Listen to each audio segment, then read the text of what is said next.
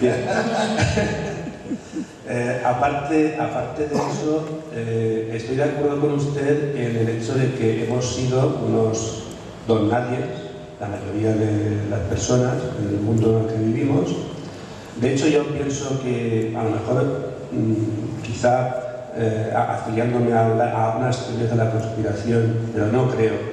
Yo soy de los que piensa que en este mundo hay muy pocas personas que decidan y que esas personas pues deciden en sitios que nosotros no conocemos, toman decisiones para todos y algunas agencias se encargan de recaptar información de todas ellas para que haya un cierto equilibrio de poder, para que nadie se desmadre.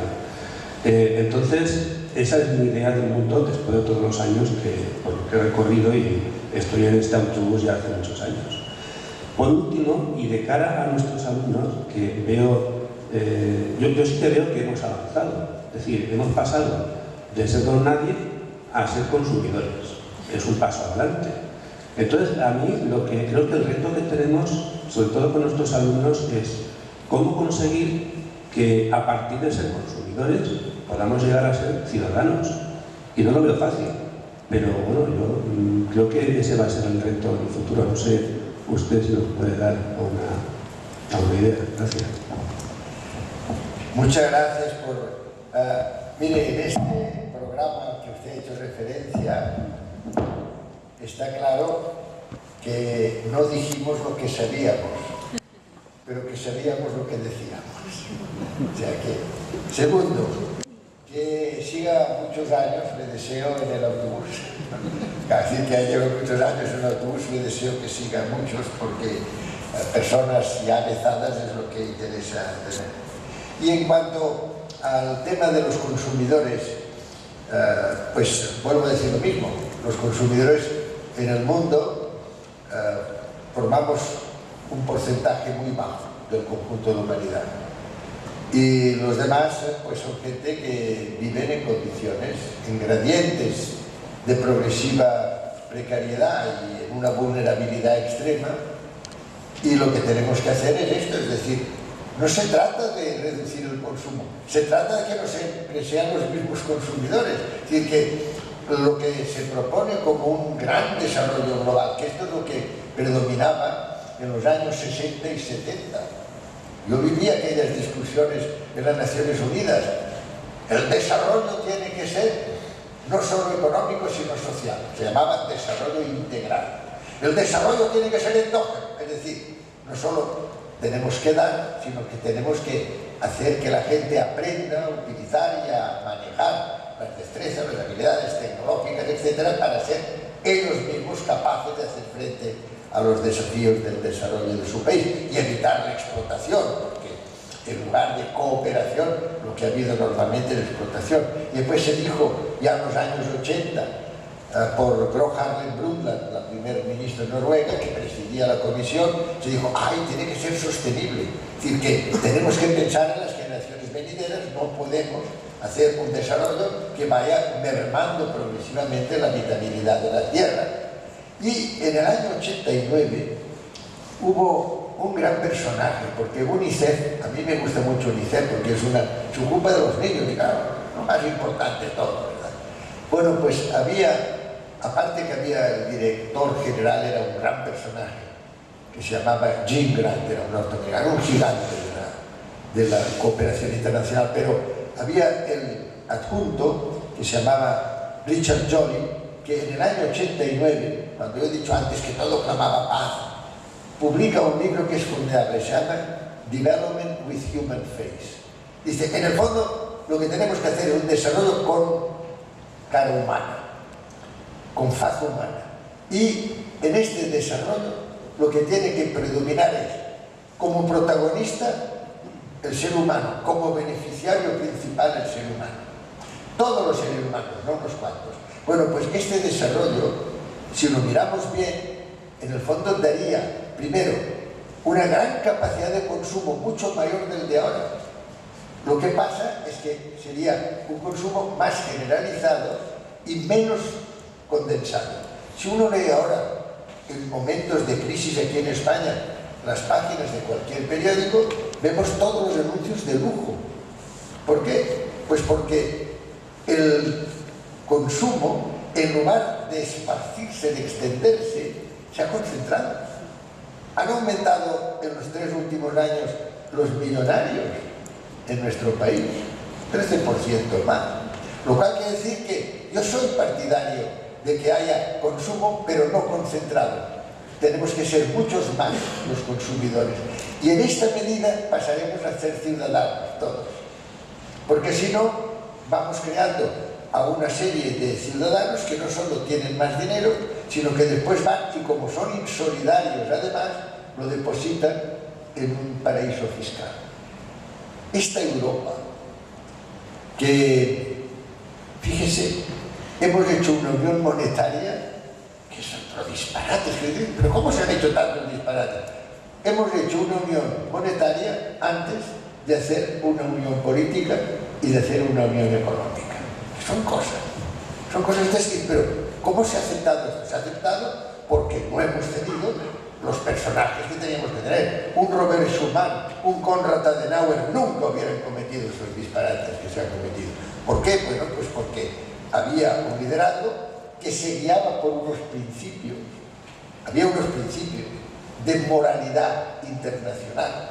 Estos derechos humanos, que tanto se habla de los derechos humanos, cada uno extrae los que le interesan.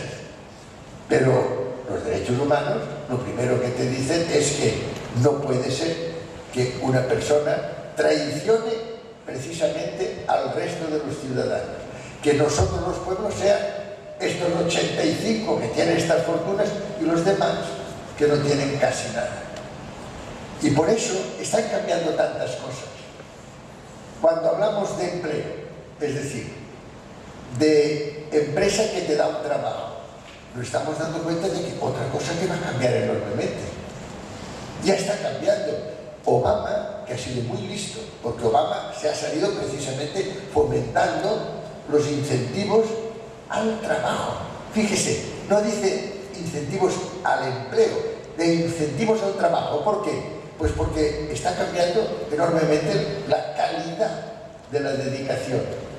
Y antes era una empresa la que daba trabajo a muchísimos productores, operarios, como se llama, mano de obra, y todo eso de momento vemos que la mano de obra está desapareciendo. Y antes, cada 5 máquinas en una cadena de producción teníamos a un operario que vigilaba. Ahora hemos puesto a un robot, 4 máquinas, un robot, 4 máquinas, y después al robot, a su vez, un código de barras. Esto no tenemos que tener en cuenta. Ha habido una deslocalización productiva, con lo cual ha disminuido la mano de obra tradicional, pero al mismo tiempo la industria se ha automatizado, se ha robotizado, se ha informatizado. Todo esto es lo que tenemos que tener en cuenta. Y cuando hablamos de producción y de consumo, decir sí, pero ahora ya no es necesario que muchos de estos operarios lleguen a las 7 de la mañana, se pongan ahí y tal, porque pueden hacer buena parte de las labores que realizan desde su propia casa y lo pueden hacer otras horas. El flexi-time para el trabajo. Digo todo eso porque es que estamos en un momento, a mi modo de ver, de gran esperanza, porque queramos o no queramos reconocerlo, con las nuevas tecnologías, con la nueva acepción del trabajo, de la mano de obra, ya no es empleo, sino todo eso ha hecho que cambien aquellos desafíos los que tenemos que cumplir. Y lo que tenemos que hacer es decir, no. Nosotros ahora lo que queremos es que la gente se dé cuenta de que las pequeñas y medianas empresas, lo que más ha crecido en los últimos 2 años en los Estados Unidos, ha sido empresas de 2 o de trabajo autónomo, como se llama.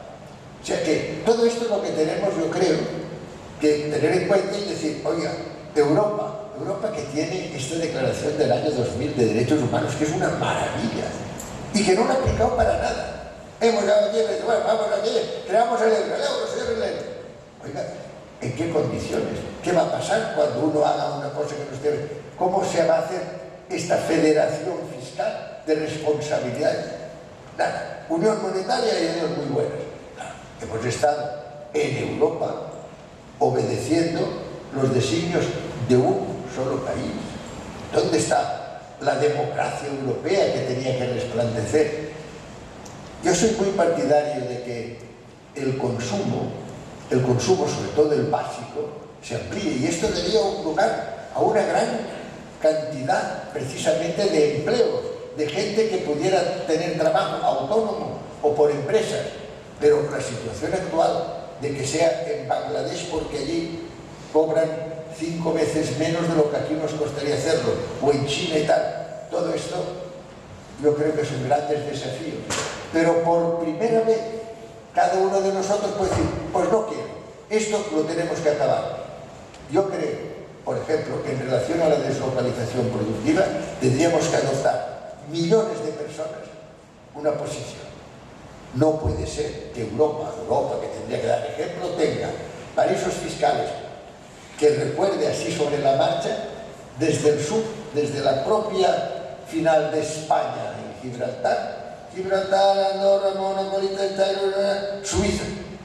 Esta es la Europa que queremos ofrecer al mundo como un modelo de producción, de consumo, de solidaridad. Yo creo que tiene usted razón, y por eso me gustaría que siga muchos años en el autobús, porque desde esta visión experimentada yo creo que tenemos que iniciar cambios radicales. ¿Hay alguna pregunta?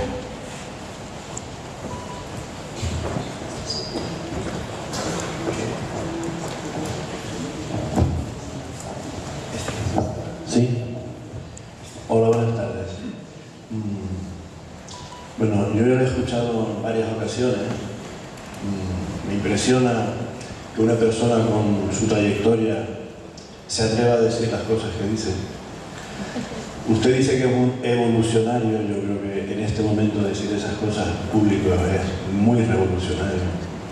Sobre todo viniendo de una persona como usted, que conoce las responsabilidades y conoce de lo que está hablando y ha tenido responsabilidades políticas en este país, de lo que podríamos decir un partido de derechas, que hoy no firmaría en absoluto nada de lo que usted dice. Por eso es más valiosa su opinión, porque sabe de lo que está hablando y sabe con datos en la mano, con políticas que conoce de primera mano. Por tanto, le agradezco mucho que siga con ese discurso tan contundente y tan claro, ¿no? Y sobre todo, conectándolo con esta reunión, que nos levante un poco la mirada, seamos capaces de ver la educación de otra perspectiva, como planteaba Jesús, cómo hacer de nuestros alumnos verdaderos ciudadanos. En ese sentido le quería plantear una cuestión que me gustaría incluso comentar personalmente, si cabe la posibilidad, porque ha hecho una distinción un poco peligrosa entre capacitación y educación. Hay muchos profesores que justifican su actuación en los institutos diciendo, no, yo estoy aquí para enseñar matemáticas, yo estoy aquí para enseñar física, no para educar a mis alumnos. El problema es establecer esa dicotomía entre enseñanza y educación, entre instrucción y educación, entre capacitación y educación. El problema es reenfocar para qué capacitamos a nuestros alumnos. Porque si la finalidad es formar ciudadanos, yo enseño matemáticas para ser mejor ciudadano, no para ir a la etapa siguiente o para ir a la universidad. Con lo cual, esa dicotomía ya no tendría sentido. Yo enseño ciencias para que la gente sea consciente de los problemas del medio ambiente, para que sea un consumidor responsable, no porque aprenda ciencias en sí mismo, ¿no? Con lo cual, esas discusiones en los institutos sobre lo que los alumnos aprenden o dejan de aprender tendrían otro carácter, ¿no? Si convertimos los institutos en pequeñas sociedades en las que los ciudadanos, los alumnos consideramos ciudadanos y no consumidores de cultura, y los profesores nos convertimos en agentes sociales y no en expendedores de cultura a través de los famosos libros de texto, que es la mayor cosificación de la cultura que se ha producido en este país, que por cierto es uno de los elementos de dinamización económica más fuertes que tenemos, ¿no? Las editoriales en España hacen un tremendo negocio con los libros de texto, evitando que los profesores asuman la responsabilidad de enseñar lo que tienen que enseñar y cómo lo tienen que enseñar. Muchas gracias por su intervención y me gustaría que opinara sobre el tema, y si no, pues si tenemos la oportunidad ahora en el almuerzo, hablamos del asunto.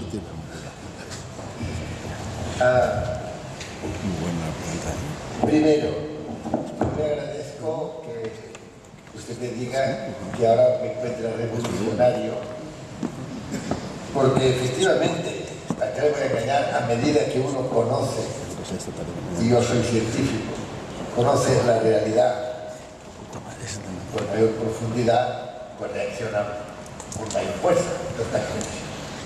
En cuanto a mis antecedentes políticos, yo fui de Unión de Centro Democrático, pero fui siempre en Unión de Centro Democrático, fui a independiente. O sea que yo era una persona que, lo he contado antes, pues conocía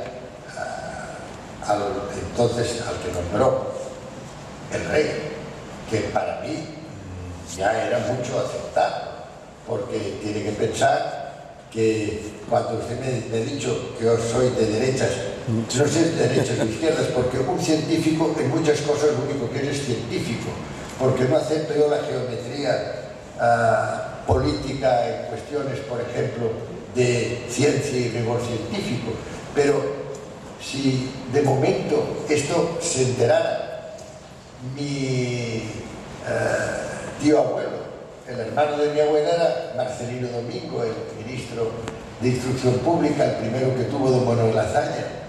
Si él se enterara de que usted me acaba de llamar, la que se armaría, ¿no? La que se armaría en la familia. Bueno, lo que es cierto es que sí, yo en estos momentos, al conocer más y al haber conocido directamente a muchos de los protagonistas, pues la verdad es que creo que en estos momentos, por primera vez en la historia, tenemos la posibilidad de unir nuestras firmas a través de nuestra adhesión, a través de un sistema que es el ciberespacio, que no implica directamente violencia, y creo que lo tenemos que hacer y que lo tenemos que practicar más, y tenemos que decir que no podemos seguir aceptando que haya esta espada de Damocles, etcétera, etcétera. Bueno, o sea que esto se lo quería decir porque no ha sido fácil, no ha sido fácil.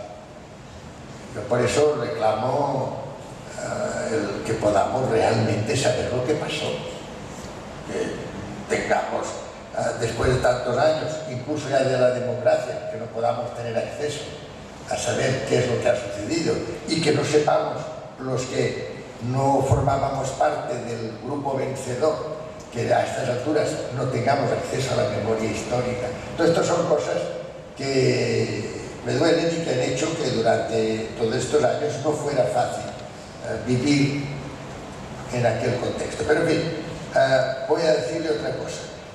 A mí me ha gustado su intervención porque yo pienso que la más importante disciplina que tenemos es la filosofía. Lo más importante es aplicar la filosofía, porque es nuestra función distintiva y exclusiva de la especie humana, que es el poder pensar. Y que un buen pedagogo, como usted, lo que hace es que dice: no, yo cuando enseño matemáticas, las enseño no para capacitar en matemáticas, sino para contribuir a través de esta enseñanza. Esto me parece muy bien. Lo que no me parece bien es que los que nos dan las pautas sean economistas de la OECD y que además nos digan que lo que tenemos que hacer es saber más inglés, cuando yo creo que lo que tenemos que saber es, sobre todo, comportarnos reflexionando como nosotros mismos creemos que lo tenemos que hacer. Esto era, o sea, yo estoy totalmente de acuerdo con usted acaba de decir, ojalá la mayor parte de los profesores de matemáticas, que en cierta medida tienen un componente muy importante de filosofía también, pero todo esto siempre encauzado a distinguir entre lo que es exclusivamente dominio de habilidades y destrezas a lo que es educar. Y a esto me refería y por tanto estamos de acuerdo. Y después decirle que el conocimiento siempre es positivo, pero la gente tiene que saber que la aplicación del conocimiento puede no serlo y que puede ser hasta perverso. O sea que la ciencia, el conocimiento, magnífico. Ojo con la aplicación, porque la aplicación puede ser totalmente inadecuada y ya, como le digo, puede llegar a ser perversa. Y por último, ha tocado usted el tema que ya puede imaginarse, que después de haber dirigido tantos años la UNESCO, pues para mí es fundamental, es el tema de la cultura. Este es el tema fundamental. Aquí sí que no podemos ceder.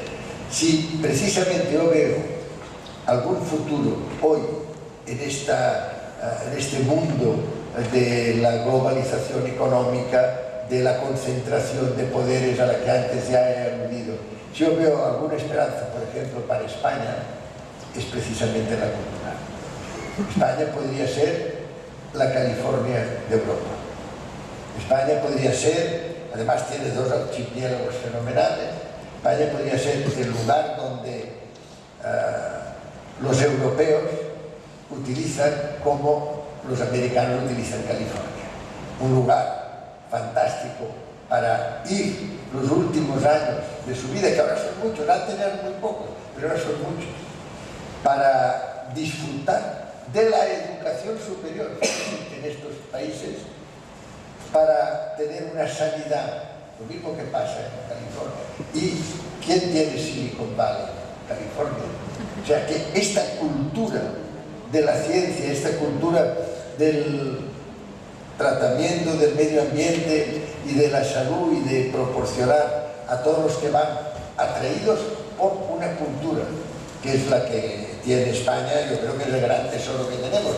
Aunque algunos quieren que todos seamos uniformes y igual, tenemos unas ventajas extraordinarias. También las tenemos gastronómicas y también las tenemos de buen vino tinto, a mí es el que más me gusta. O sea, y digo todo eso porque yo creo que ya empiezo a ver.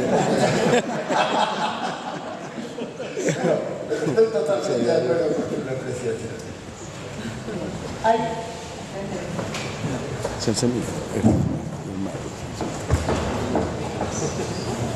Una pregunta breve, ya que es hora del vino tinto, que también me gusta a mí. Le agradezco primero que nada su presencia y su speech, que dicen los ingleses. Me ha parecido a mí que en su discurso de alguna manera daba a entender que una de las esperanzas que tenemos están a través de las nuevas tecnologías, ¿no? Mire usted que a mí a veces me da la sensación que las nuevas tecnologías nos está distrayendo y también incluso diría que controlando, porque digamos todas las corrientes, si lo ponemos todo digamos en internet, rápidamente estos 3 o 4 que lo están controlando todo, de alguna manera se van a enterar todas las corrientes de pensamiento y todos estos temas. Entonces eso también a veces son preguntas que me hago, que con ese gran poder que usted ha apuntado también existe la posibilidad de la distracción y del control. Muchas gracias. Oiga, mire, me encanta que diga esto porque efectivamente yo también he escrito mucho sobre las ventajas de un sistema que nos permite por primera vez, vuelvo a decir, incluso he escrito un librito que se llama Delito de Silencio, porque el año 94 de momento vi que una nieta mía estaba con un ordenador de los de entonces, muy sencillito, y dije, ¿qué haces? Y me dijo, abuelo, estoy hablando a través de internet, estoy chateando, se decía, con un chico de Costa Rica. ¿Qué me dices? Nosotros allí en Barcelona, cuando yo era de su edad, no conocíamos más que las rocas volteras que están a 20 kilómetros